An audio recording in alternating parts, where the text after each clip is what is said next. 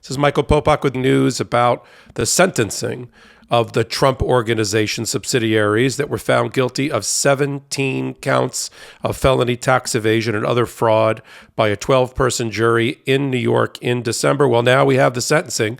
Judge Mershon, who oversaw the proceedings, has ruled, and he's thrown the book at the highest levels allowable under New York State Penal Code against a company that has been convicted of crimes.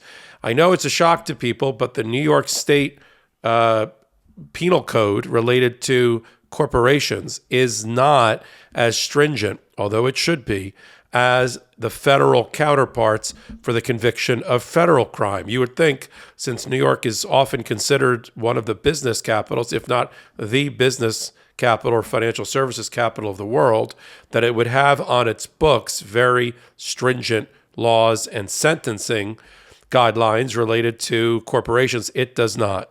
That's why a lot of these cases are prosecuted by the federal government and the federal prosecutors and not by state. But the state prosecutors are doing the best they can with the cards they've been dealt. And in this case, the Trump Organization, its two main subsidiaries, Trump Payroll and Trump Co., through which they do all of their business, has been sentenced by Judge Mershon to pay a fine of $1.6 million. It's at the very top, at the top of the scale allowable under New York law. So they'll be paying that. Now, a lot of people are saying, is that it? Is that all they get hit with? Just $1.7 million, which is a drop in the proverbial bucket for a company that's presumably worth billions and billions of dollars? And the answer to that question is, for these sets of crimes, that is the highest amount they'll pay, and that is the order.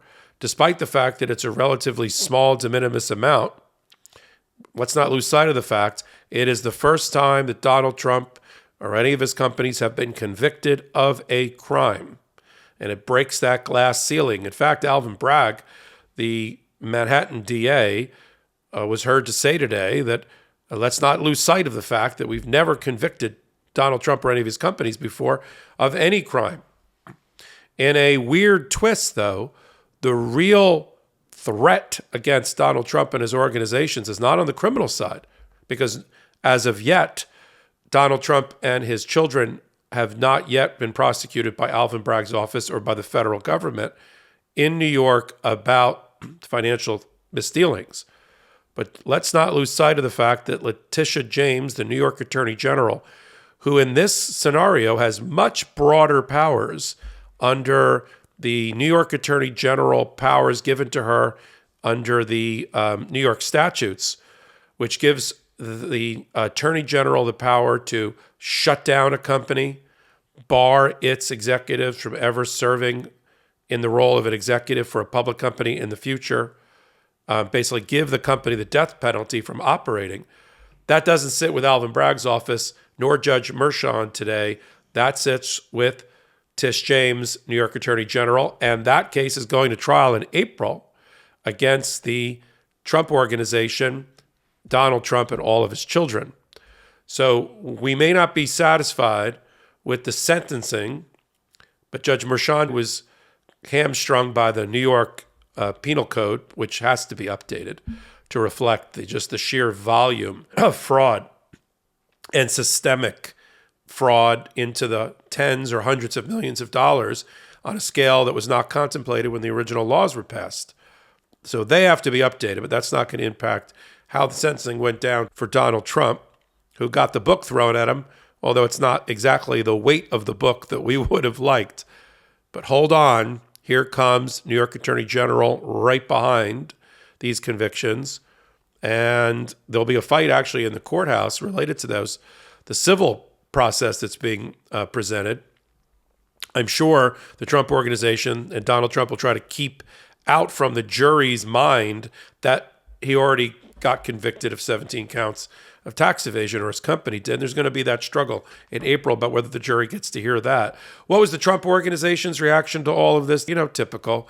They tried to argue to Judge Mershon that he should give a $100,000 or even less fine, continuing to argue, despite the weight of the evidence the jury considered, and despite the rulings and the findings of fact the jury's made, these lawyers, led by Susan Necheles, continued to argue to Judge Merchan that this really wasn't a enterprise crime. This was a crime committed by individuals for their own personal benefit, and the Trump organization shouldn't be penalized as a result. Judge Merchan put up his hands and told the lawyers that's not what the jury found. And the fact he found it surprising, and he said it out loud, and shocking even, that the Trump lawyers continue to argue that the Trump organization or the business enterprise had nothing to do with the crimes. It was all, people lining their pockets for personal gain, like Alan Weisselberg taking $1.75 million in unreported, under-the-table, off-the-books income over the last few years. But that's not how the facts played out for the jury.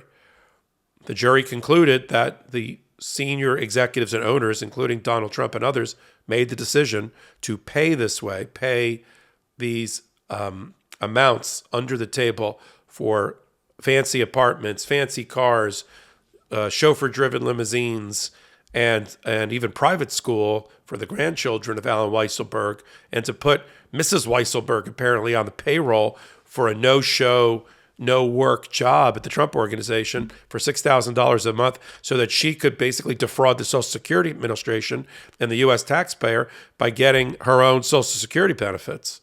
This all came out in the trial.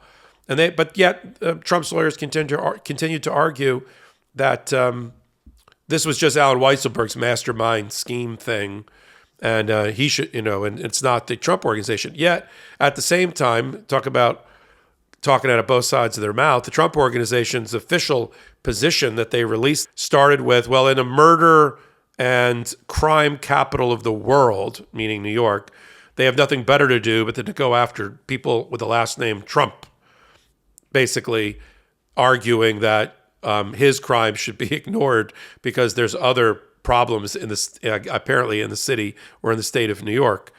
Didn't make for much of a defense. It was another grandstanding moment by Donald Trump that didn't fit the crime nor the facts. He even went so far, or the Trump organization went so far, in saying that they were going to appeal and to call Alan Weisselberg effectively a hero and a victim, that he was somehow berated and antagonized and terrified by the prosecutors into testifying against the Trump organization or these two Trump companies, which goes against everything that Alan Weisselberg actually under oath told the court at the time of his sentencing when he got his 5 months. When he made his original allocution of the facts, he had to admit that he was making this decision to enter into the plea or to enter into the arrangement for the sentencing of his own free will, and he wasn't coerced in any way. And then you got Donald Trump, because you can say anything.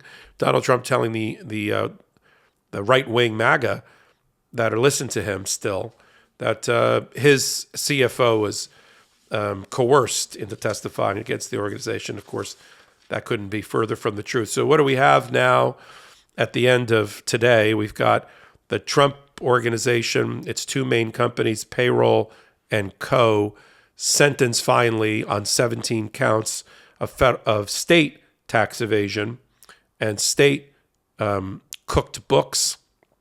We have a rejection by the Judge Merchan, on any argument that the companies are not responsible at an enterprise level. It was just individuals feathering their own nest. That's rejected.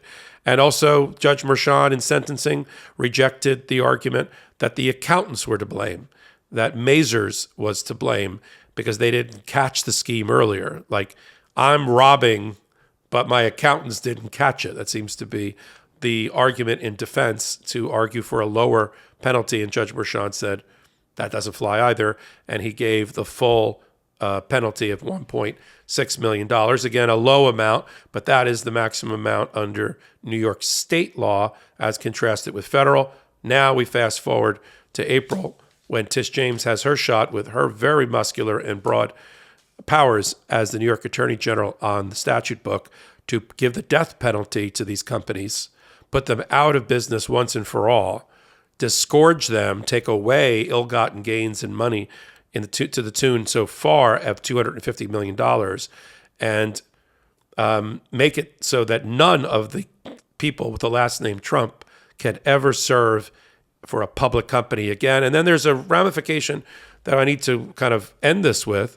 For those who think the penalty wasn't large enough, it is going to be next to impossible for the Trump organization and Donald Trump, in the United States at least, to get banks to lend to him, to get government contracts awarded to him or any of his companies, to get insurers to do business with him or to do deal making, because he's going to have to disclose on every application and questionnaire and in self-reporting that's required under loan documents and other governmental papers that his companies were convicted of 17 counts of tax evasion and fraud, a felony in the state of New York. It's going to be very hard to get a publicly traded company like a bank or an insurance company in the United States to do business with him. And I can't see a government entity, federal or state, allowing him to do business once he makes that disclosure. Can he get his money abroad? Can he get his money in India or Dubai or China, places where he's done business before? Maybe. But this is another exit that's closed to him, another key that's off his keychain to open doors for Donald Trump and the Trump organization. A step in the right direction, as Alvin Bragg, the Manhattan District Attorney, said today. And he also said he's not done, and his office isn't done, investigating and potentially criminally prosecuting Donald Trump and his children. This is Michael Popok, Legal AF, reporting. At MeidasTouch, we are unapologetically pro-democracy, and we demand justice and accountability. That's why we're spreading our message to Convict 45. That's right, gear up right now with your Convict 45 tees and pins at store.MeidasTouch.com. That's store.MeidasTouch.com.